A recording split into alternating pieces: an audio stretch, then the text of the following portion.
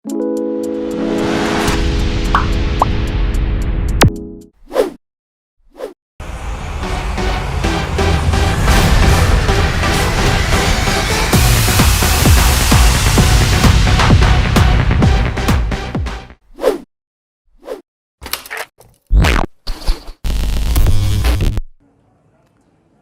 saudara-saudara, orang Kristen kadang-kadang jadi yang pertama kitabnya dituduh palsu. Yang kedua, orang Kristen ditarik dalam perdebatan yang itu bukan masalahnya. Jangan mau. Karena apa? Kita ini karena kita tidak tahu. Lah orang tidak tahu itu obatnya ya dikasih tahu. Ya toh? Obatnya pendidikan hanya itu sebetulnya. Makanya saya bilang tadi kan semangat itu boleh, tapi pikiran harus diisi. Kalau semangat saja itu mudah didorong-dorong orang, ya toh? Tapi kalau pikiran saja tanpa semangat tidak mau berbuat apa-apa. Jadi dua-duanya mengandung kelemahan.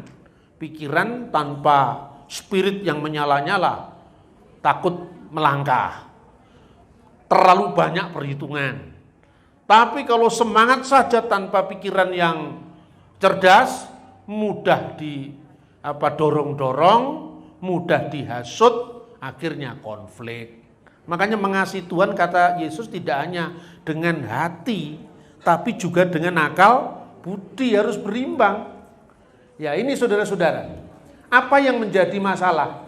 Itu adalah misalnya ada perdebatan orang muslim tentang yang dikorbankan Iska atau Ismail.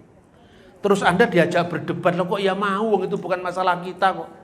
Sama dengan Anda diajak berdebat tentang istrinya orang lain yang tidak ada kaitannya dengan keluarga kita. Ngapain kita mau? Nah ini yang dibutuhkan ilmu tersendiri agar kita tidak ditarik dalam konflik agama. Satu, tetapi Anda juga tidak kehilangan jati diri. Jati diri itu apa?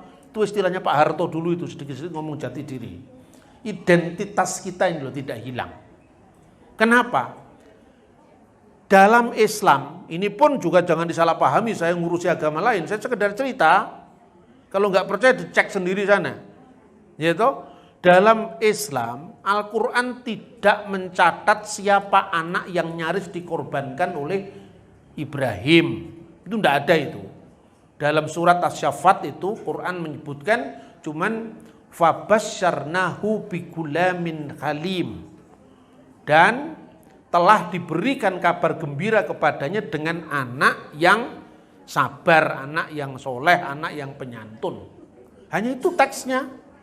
Kemudian kitab tafsir ada yang mengatakan Iska, ada yang mengatakan Ismail. Yang mengatakan Iska itu misalnya tafsir Muqatil bin Sulaiman yang ditulis kira-kira tahun 776. Wa huwa Iska bin Saroh. Dia adalah Iska, anaknya Sarah. Abad ke-10 muncul tafsir lagi Quran yang disebut Jami'ul Bayan fit Tafsiril Quran yang dikarang oleh At-Tabari.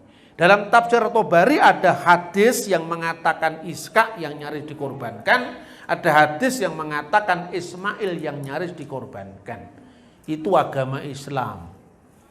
Jadi kan urusannya Islam sendiri kan, ngapain Anda diajak-ajak berdebat soal Ismail atau Iska?